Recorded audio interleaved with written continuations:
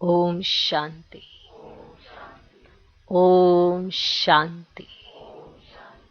आज की तारीख है 8 सितंबर 2021। साकार महावाक्य। बाबा कहते, मीठे बच्चे, अपने से बड़ों का रिगार्ड रखना यह भी दैवी गुण है। अपने से बड़ों का रिगार्ड रखना यह भी दैवी गुण है। जो होशियार, अच्छा समझाने वाले हैं, उनको फॉलो करो। जो होशियार, अच्छा समझाने वाले हैं, उनको फॉलो करो। बाबा कहते, मीठे बच्चे, अपने से बड़ों का रिगार्ड रखना यह भी दैवी गुण है। जो होशियार, अच्छा समझाने वाले हैं, उनको फॉलो करो। करना है ना? उनको फॉलो करना है। उनको फॉलो करना है। आज का प्रश्न, सतयुग में कोई भी भक्ति की रस्म रिवाज नहीं होती है, क्यों? सतयुग में कोई भी भक्ति की रस्म रिवाज नहीं होती है, क्यों? उत्तर, क्योंकि ज्ञान का सागर बाप ज्ञान देकर सदगति में भेज देते हैं।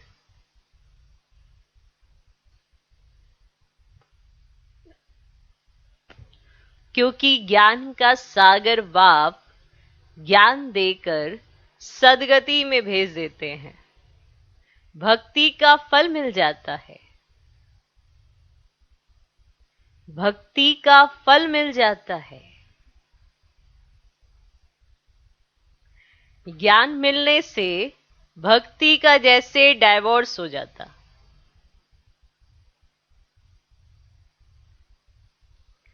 ज्ञान मिलने से भक्ति का जैसे डाइवोर्स हो जाता। जब है ही ज्ञान की प्रारब्ध का समय,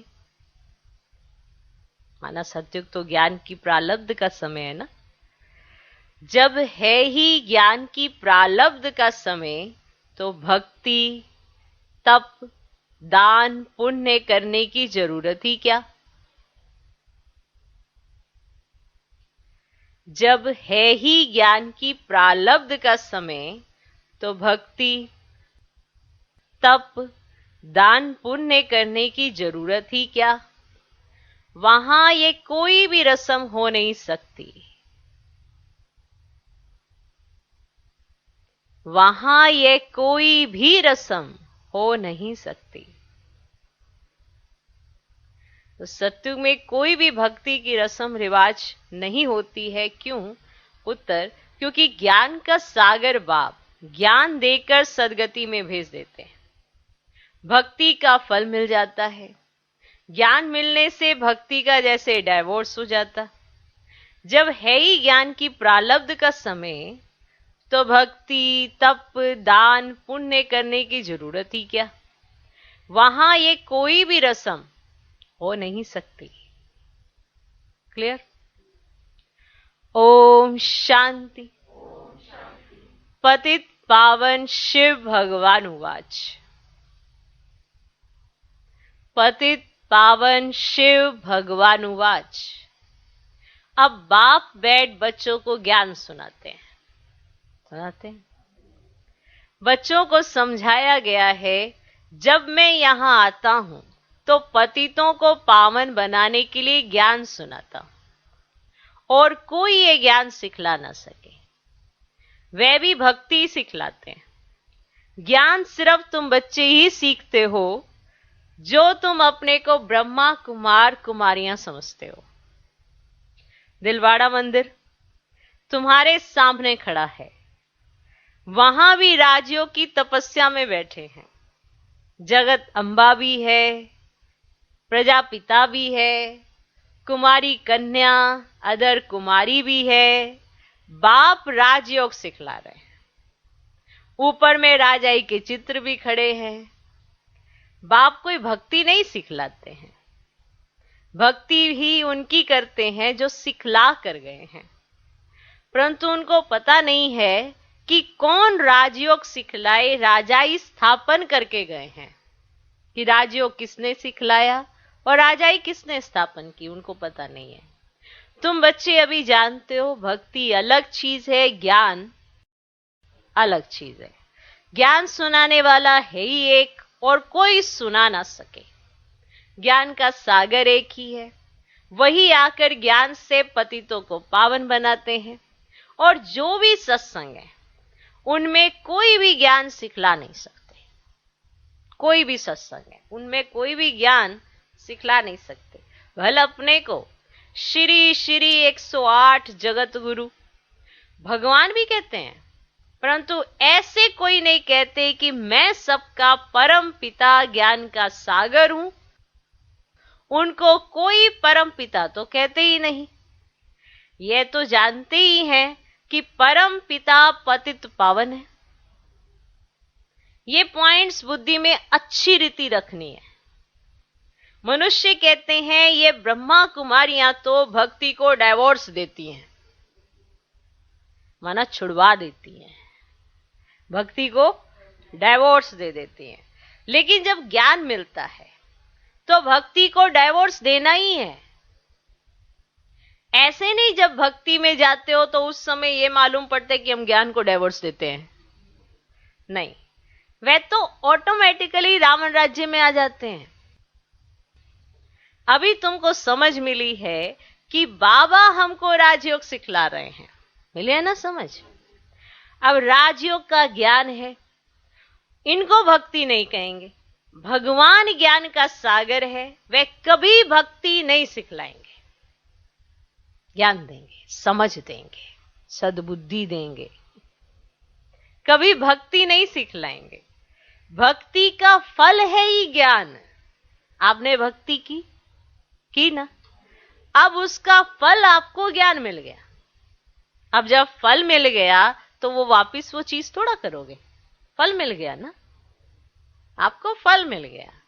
तपस्या करता है कोई, किसी चीज की प्राप्ति के लिए करता है, वो प्राप्ति हो गई, वापिस वही वाली तपस्या तो नहीं करेगा ना। तो भक्ति की और भक्ति का फल क्या मिला? ज्ञान।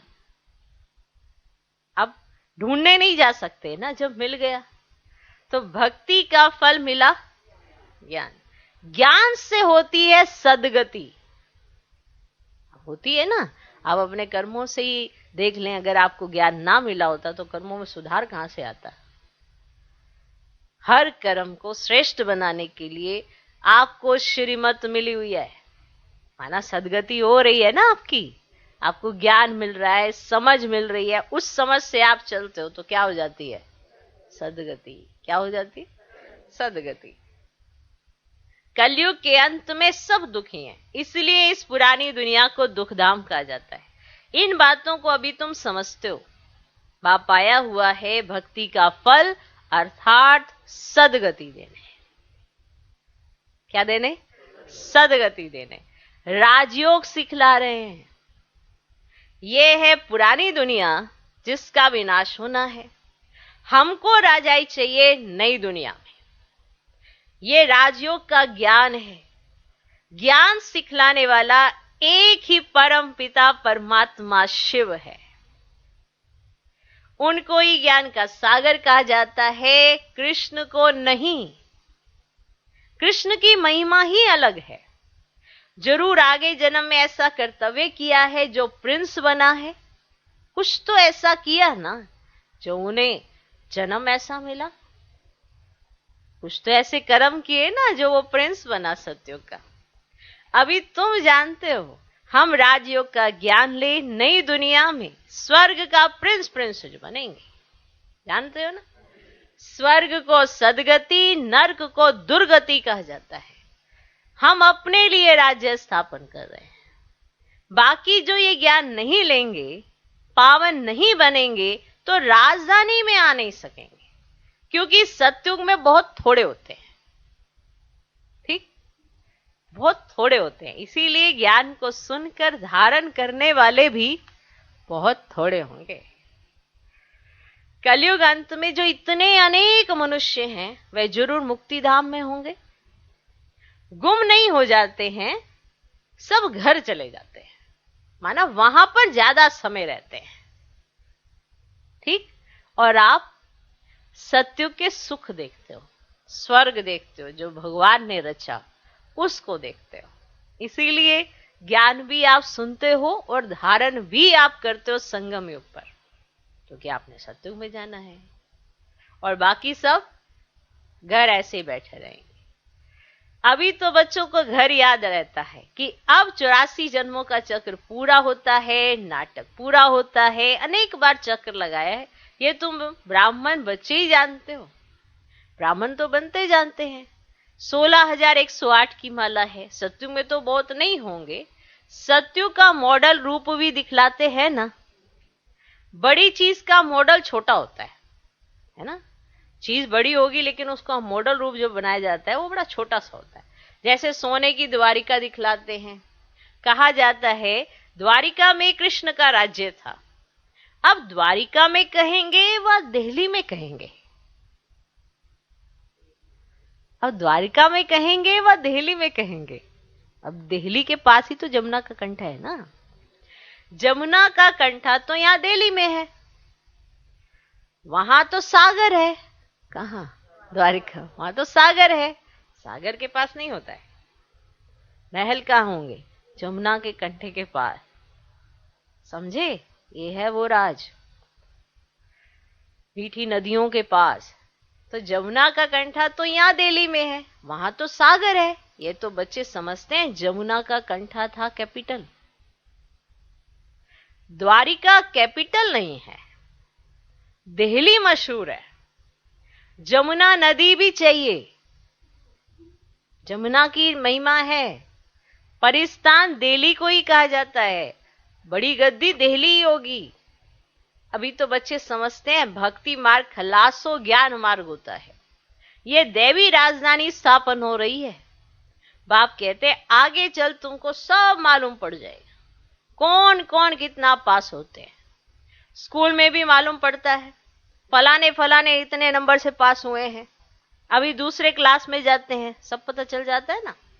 पहले दिन जाते ही यही पता करते हैं, सब पता पड़ जाता है। पिछाड़ी के समय जास्ती पता पड़ेगा कौन कौन पास होते हैं, जो फिर ट्रांसफर होंगे। क्लास तो बड़ा है ना, वेद का क्लास है। सेंटर्स दिन प्रतिदिन बढ़ते जाएंगे। कोई आकर 7 रोज का कोर्स अच्छी रीति लेंगे, 1-2 रोज का कोर्स भी कम नहीं है। देखते हैं कलयुग का विनाश सामने खड़ा है, अब सत्व प्रधान बनना है। तो बाप ने कहा बुद्धि योग मेरे से लगाओ तो सत्व प्रधान बन जाएंगे, पवित्र दुनिया में आएंगे। पाठ तो जरूर बजाना ही है। जैसे ड्रामा में कल्प पहले पाठ बच चुका है, भारतवासी ही राज्य करते थे, फिर वृद्धि को पाया है, झाड़ वृद्धि को पाता जाता है। भारतवासी देवी देवता धर्म वाले हैं, परंतु पावन न होने के कारण उन पावन देवताओं को पूजते हैं। खुद पावन नहीं है इसलिए पावन देवताओं को पूजते हैं। जैसे क्रिश्चियंस लोग क्राइस्ट को पूजते हैं। अब आदि सनातन देवी देवता धर्म है सतयुग में। अब सतयुग की स्थापना करने वाला है बाप, तो बरोबर सतयुग में इन देवताओं का राज्य था, तो जरूर एक जन्म पहले इन्होंने पुरुषार्थ किया होगा, जरूर वह संगम ही होगा। तो जबकि पुरानी दुनिया बदल नहीं दुनिया होती है, अब कलयुग बदल सतयुग आना है, तो कलयुग में पतित होंगे।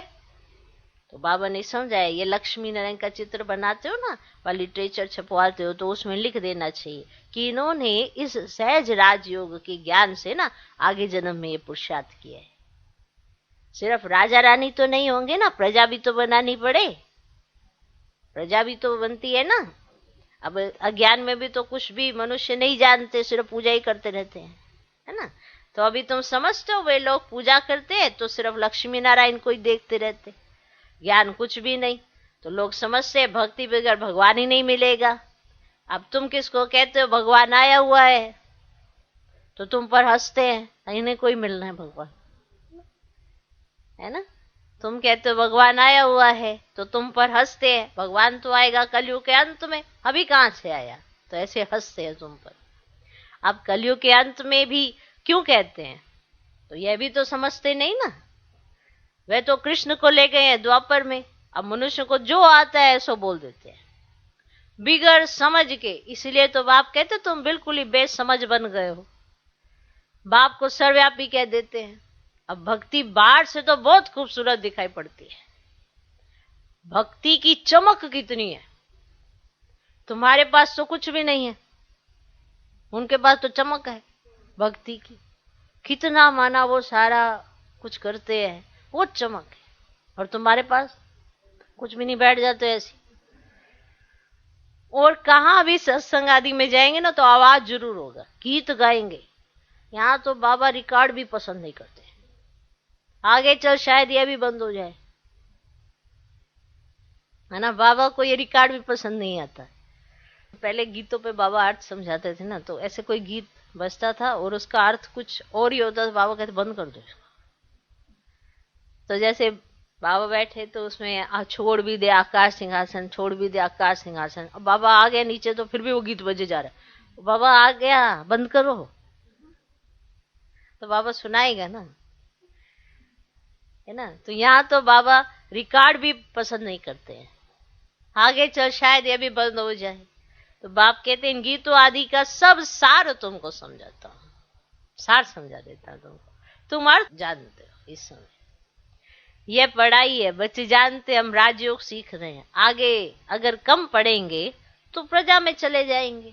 ऐसे ही होता है ना, जो अच्छा पढ़ेगा होशियार होगा तो सब उसको पूछेंगे देखो कितना अच्छा पढ़ा है, समझाता कितना अच्छा है। पर अगर कम पढ़ेंगे तो कहाँ जाएंगे, प्रजा में चले जाएंगे। इसलिए जो बहुत होशियार है, जो बहुत होशियार है उनको फॉलो करना चाहिए, क्योंकि उनका पढ़ाई में अटेंशन जास्ती है तो उससे फायदा होगा। जो अच्छा समझाने वाले हैं उनसे सीखना चाहिए, जो अच्छा समझाते हैं उनको सेंटर्स पर याद करते हैं ना। अब ब्रह्मा कुमारी तो बैठी है, फिर कहते हैं फलानी आए, है ना, टीचर बहन तो उनकी बैठी है, फिर भी फलानी को बुलाते हैं कि ये आए, तो समझते ये बड़ी होशियार है। ऐसे है तो उसका फिर आदर भी करना पड़े। अगर आपको लगता है कि आप बैठे हो फिर भी आप किसी को इनविटेशन भेजते हो कि वो आए और समझाने दे यहाँ पे आके, तो अगर आप किसी को बुलाते हो तो उनका फिर आदर भी करना पड़े। बड़े का फिर रिगार्ड भी ऐसा रखना होता है। ये ज्ञान में हमारे से तीखे है, जरूर इनको उच्च पद मिलेगा, इसमें अहंकार नहीं आना चाहिए। बड़े की बड़ी इज्जत होती है। अब प्रेसिडेंट की जरूर जास्ती इज्जत होगी, हर एक की नंबरवार इज्जत होती है। अब एक दो का रिगार्ड तो रखेंगे ना। अब बैरिस्टर में भी नंबरवार होते हैं, बड़े केस में बड़ा होशियार वकील लेते हैं। अब कोई कोई को तो लाख रुपए का भी केस उठाते हैं, नंबरवार जरूर होते हैं। बाबा कई बार बताया था ना, किसी को तो लाख, किसी के पास तो कोर्ट भी नहीं होता, वो भी फटा हुआ है ना, है तो वो भी बैरिस्टर है, वो भी बैरिस्टर। अब फर्क तो बुद्धि का है ना, नंबरवार होते ही हैं। अब कोई कोई तो लाख रुपए का भी केस उठाते हैं, नंबरवार जरूर होते हैं। हमसे होशियार है तो रिगार्ड रखना चाहिए, तो अगर हमसे होशियार है तो रिगार्ड रखना चाहिए। सेंटर संभालना है, सब काम भी करना है, ये नहीं कि बस भाषण ही किए जा रहे हैं, बाकी सब भी काम करना है ना। बाबा को सारा दिन ख्यालात रहते हैं ना, प्रदर्शनी कैसे बनाई जाए, पूरा अटेंशन देना है।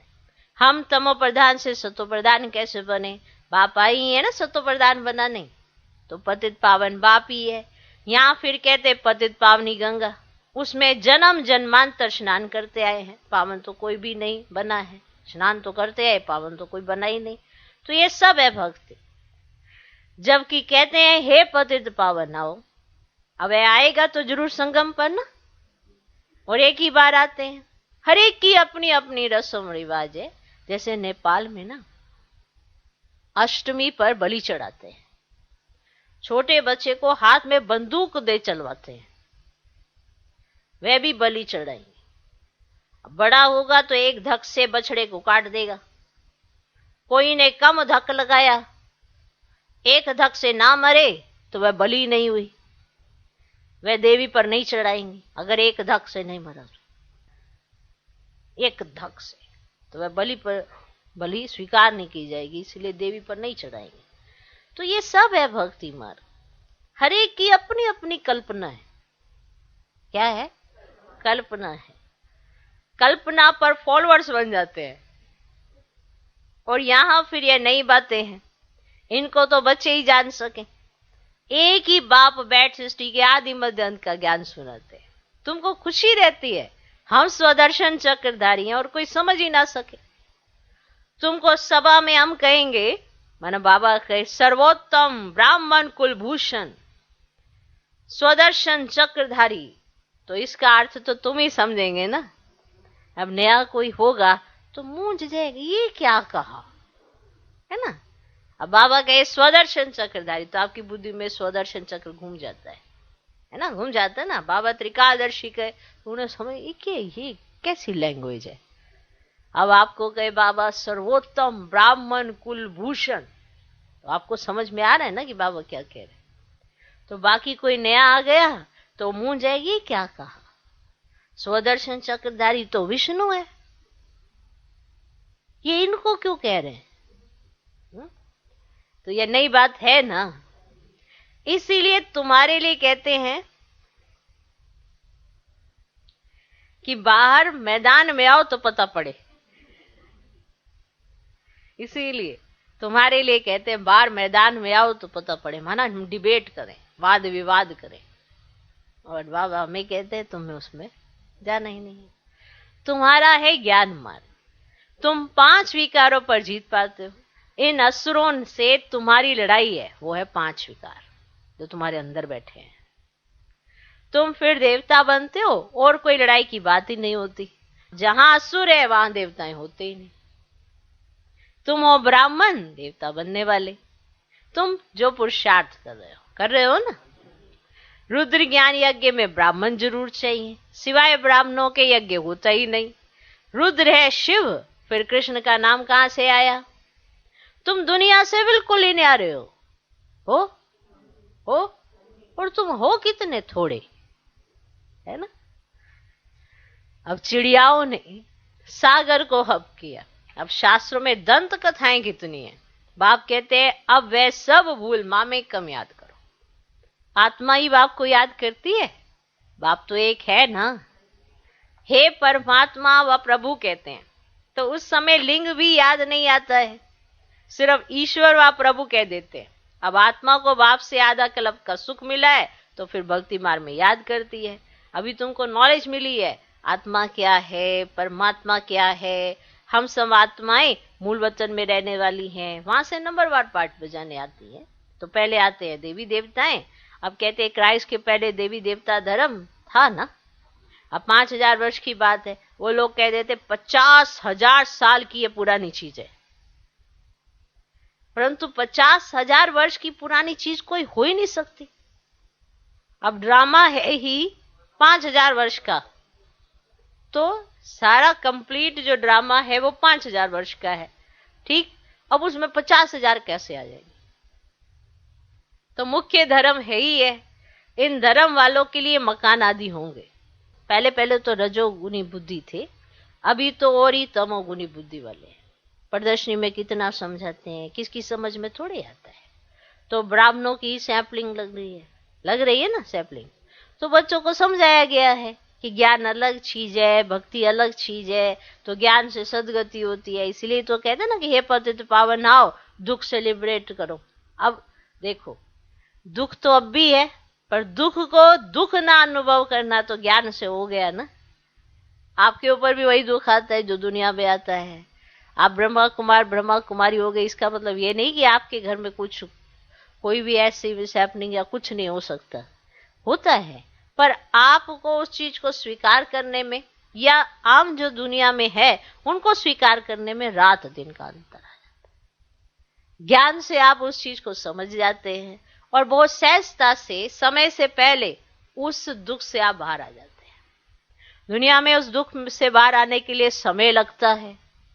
उनको समय के बाद भी कईयों बार कईयों के ऊपर मन के ऊपर इतना गहरा प्रभाव पड़ जाता है कि वो उस दुख से बाहर ही नहीं निकल पाते, वो वहीं अटक जाते हैं, उसी समय पुराने समय में रह जाते हैं। लेकिन हमें मिला है ज्ञान, तो ज्ञान से हो गई सदगति। अब सदगति के आधार पर आप कोई भी आपके जीवन में उतार चढ़ाव कुछ भी आता है तो उसको समझने की आपको शक्ति मिली हुई है।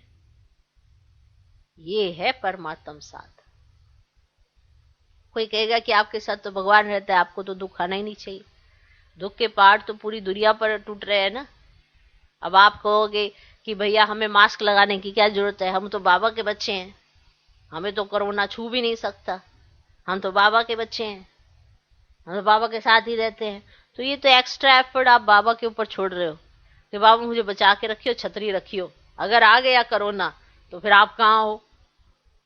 अब वो कहे सेफ्टी रखो, हर चीज की समझदारी मिली हुई है, वो समझदारी अपने यूज करो। अब यूज करोगे तो सेफ रहोगे, छत्र छाया तो है ही है ना। कई बार हम कुछ ऐसे कर्म कर लेते हैं फिर हम फंस जाते हैं, फिर कहते बाबा आप कहाँ थे। तो उससे पहले बाबा ने बुद्धि तो दी होती है ना, क्या तुमको करना है, क्या तुमको नहीं करना है, और जो तुमको करना है वो किस तरह से करना है, सारी समझ दी होती है। फिर भी हम अप्लाई नहीं करते, और फिर जब बिगड़ जाती है सिचुएशन तो कहते बाबा आप कहाँ थे। तो बाबा कहते मैं एडवांस में तुम्हें बुद्धि देता हूं, और जब मैं तुम्हें एडवांस में बुद्धि देता हूं तो तुम कहाँ थे। भगवान भी तो पूछ सकता है ना कि तुम कहाँ थे, तुम्हारा ध्यान कहाँ था। हम बाबा से ही पूछते हैं जब कुछ ऐसा हो जाता है, तो बाबा हमसे पूछ सकता है ना। टीचर तो वो है, हम तो स्टूडेंट हैं, हम तो पढ़ने आए हैं, हम तो सुधरने आए हैं, हम दोबारा बिगड़े क्यों, ये वो पूछ सकते हैं। हमने होमवर्क नहीं किया, ये वो पूछ सकते हैं। ये थोड़ा कि मैंने होमवर्क नहीं किया और मैं टीचर से पूछूं बताओ ना क्यों नहीं किया मैंने होमवर्क। ऐसा हो गया है, कुछ भी उल्टा पुल्टा होता है तो हम बाप से ही पूछते हैं, जबकि कर्म हमारा है, समझ की कमी हमारी है, यूज हमने नहीं की श्रीमत। और फिर जब कुछ बिगड़ता है तो बाप पर दोष देते हैं। तो बाप ने तो हर बात समझाई है, मनसा वाचा कर्मना, आपको कैसे चलना है, क्या करना है, सब बताया है। इसीलिए बाबा जो कहे जैसे कहे करने के लिए हमको बुद्धि मिली हुई है, उस बुद्धि से आप करो, कभी भी कुछ नहीं होगा। तो दुख तो है ही है ना, इसीलिए तो बुलाया कि दुख से लिबरेट करो। फिर गाइड वन साथ ले जाएंगे, गाइड भी करेंगे, आपको समझानी भी देंगे कैसे आपके अंदर दैवी गुण आएंगे, कैसे आप अपने आप को कलयुग से सत्युग की तरफ लेके जाएंगे, ये सारी समझानी आपको मिलती है। तो बाप आकर आत्माओं को ले जाते हैं। शरीर तो सब खत्म हो जाएंगे, शरीर के साथ थोड़ा लेके जाएंगे, आत्माएं जाएंगे ना, विनाश होगा ना। अब शास्त्रों में एक ही महाभारत की लड़ाई गाई हुई है, कहते भी हैं ये वही महाभारत की लड़ाई है, वह तो लगनी ही है। सबको बाप का परिचय देते रहो। तमो प्रधान से सत्व प्रधान बनने का उपाय तो एक ही है। बाप कहते हैं मामिकम याद करो तो विक्रम विनाश हो जाएंगे और आत्मा मेरे साथ चली जाएगी। तो हमसे जो विक्रम हुए हैं वो याद से विनाश करने हैं, और आत्मा हल्की हो जाएगी तो वो बाबा के साथ उड़ेगी। बहुत सिंपल सी विधि है, पर याद ही नहीं रहती। सबको संदेश देते रहो तो बहुतों का कल्याण होगा। ओके, अच्छा, मीठे मीठे सिकिलधे बच्चों प्रति माता पिता बाप दादा का याद प्यार और गुड मॉर्निंग। रूहानी बाप की रूहानी बच्चों को नमस्ते। हम रूहानी बच्चों की भी रूहानी बाप को नमस्ते नमस्ते नमस्ते। Good morning good morning good morning. धारणा के लिए मुख्य सर, पहला पॉइंट,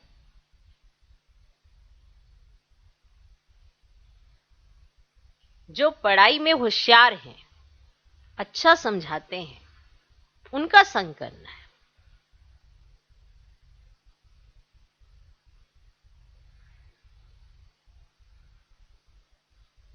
जो पढ़ाई में होशियार हैं, अच्छा समझाते हैं, उनका संग करना है, उन्हें रिगार्ड देना है।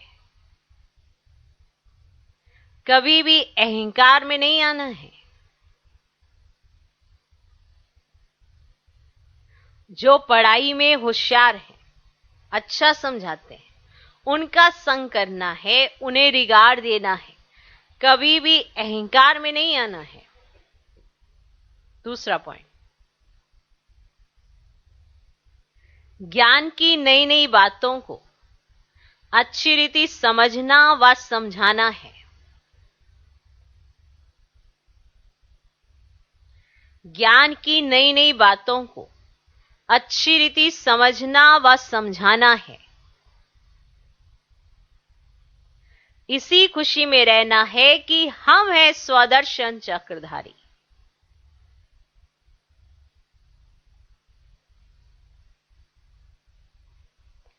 ज्ञान की नई नई बातों को अच्छी रीति समझना व समझाना है। इसी खुशी में रहना है कि हम हैं स्वदर्शन चक्रधारी। आज का वरदान, एक बाप की याद में सदा मगन रह, एक रस अवस्था बनाने वाले साक्षी दृष्टा भव। एक बाप की याद में सदा मगन रह, एक रस अवस्था बनाने वाले साक्षी दृष्टा भव।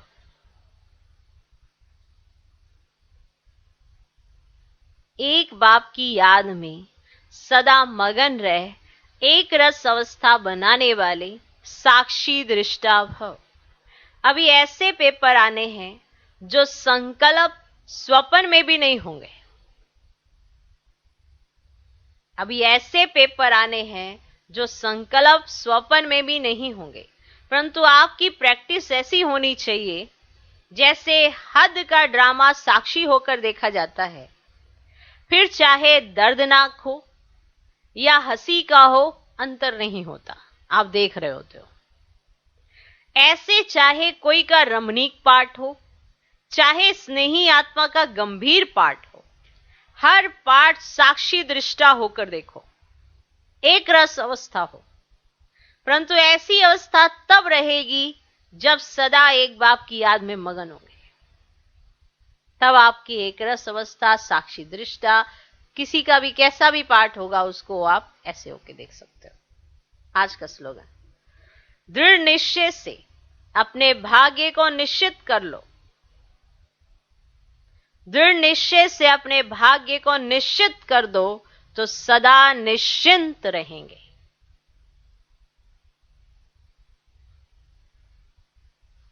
दृढ़ निश्चय से अपने भाग्य को निश्चित कर दो तो सदा निश्चिंत रहेंगे। ओम शांति, ओम शांति।